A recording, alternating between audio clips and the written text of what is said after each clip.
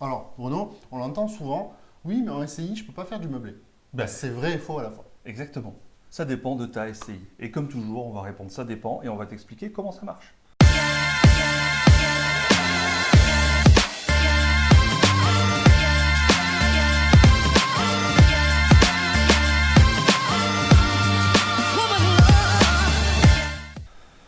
Alors, quand est-ce qu'on ne peut pas le faire? Alors, déjà, il n'y a jamais de cas où on ne peut pas le faire. Ça, faut le savoir. La SCI à l'IR, tu peux faire du meublé. Mais tu vas voir que ça va être difficile. En fait, tu peux faire du meublé si ça fait partie des recettes d'une activité accessoire. C'est comme ça que c'est décrit dans le POFIP et dans le Code général des impôts. Et une activité accessoire, c'est moins de 10% des recettes de la société. Donc ça veut dire que si tu as 15 appartements, à peu près au même loyer, que tu en as un qui est en meublé, ça passe. Mais sinon, ça va être compliqué. En SCI à l'IR. Donc là, on parle de la SCI à l'IR. C'est Voilà, ça. donc c'est possible, mais c'est très compliqué. Maintenant, voyons la SCI à l'IS. Ben, SCI à l'IS, ben, tu peux le faire. Et là, tu n'as pas le 10% ou pas Eh oui. 10%, tu fais ce que tu as envie. Voilà. Et également, tu peux faire de la location nue en SCI à l'IS. Ah, tu as le bien choix. sûr. Tu as le Bien choix de la location nue ou de la location meublée. Et Airbnb, etc. aussi, hein, Exactement. bien évidemment. Alors, là, il y a un très gros intérêt, il y a un très gros avantage par rapport au LMNP. D'accord? Je te rappelle que la SCI à l'IS, c'est celle qui t'amène beaucoup d'avantages et d'optimisation fiscale. D'accord? Ouais. Donc ça, c'est super important à comprendre. Le LMNP aussi. Le LMNP, il t'amène des belles optimisations aussi. Oui. Par contre, le LMNP, dans LMNP, loueur meublé non professionnel, loueur meublé. Ben oui, tu dois faire du meublé. Donc, Oui. du moment que tu veux bénéficier d'une optimisation fiscale et que tu es en nom propre, eh bien, ça va être compliqué. Tu es obligé de louer en meublé. Exactement. Donc, peut-être que si tu bascules en SCI, à l'IS, ben là, tu as le choix. Tu fais ce que tu veux. Tu fais exactement ce que tu veux. Et là, du coup, tu peux être adapté au marché. C'est ça. Pourquoi on dit que oui, tu es obligé de louer en meublé et que c'est embêtant? Bah, ça peut être embêtant suivant ton marché. Si tu as acheté bien, et si tu as acheté un bien rentable, il est souvent dans une zone où il n'y a pas beaucoup d'habitants. D'accord?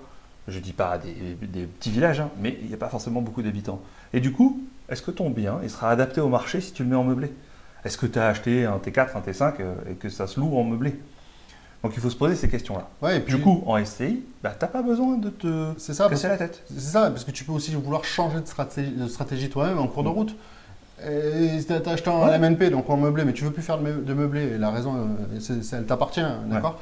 Ben oui, mais là, tu vas passer donc en location nue, donc du coup, là, tu perdras ton optimisation, et Ah, c'est ça. ça va faire mal. Alors qu'en SCI, ça sera complètement transparent, hein, cette histoire. Voilà. Et après, si les règles elles changent en LMNP, parce qu'on sait que ça sent un petit peu les changements dans les prochaines années, on ne sait pas quand évidemment, il n'y a pas encore de décret qui est sorti, je te rassure, ça peut changer. Bon ben, il y a plus de chances que ça change en nom propre, sur cette niche fiscale, plutôt qu'en SCI, en société, à l'IS, à l'impôt sur les sociétés, qui est aligné sur l'Europe. Voilà, c'est vraiment important à se dire que c'est beaucoup plus stable en société.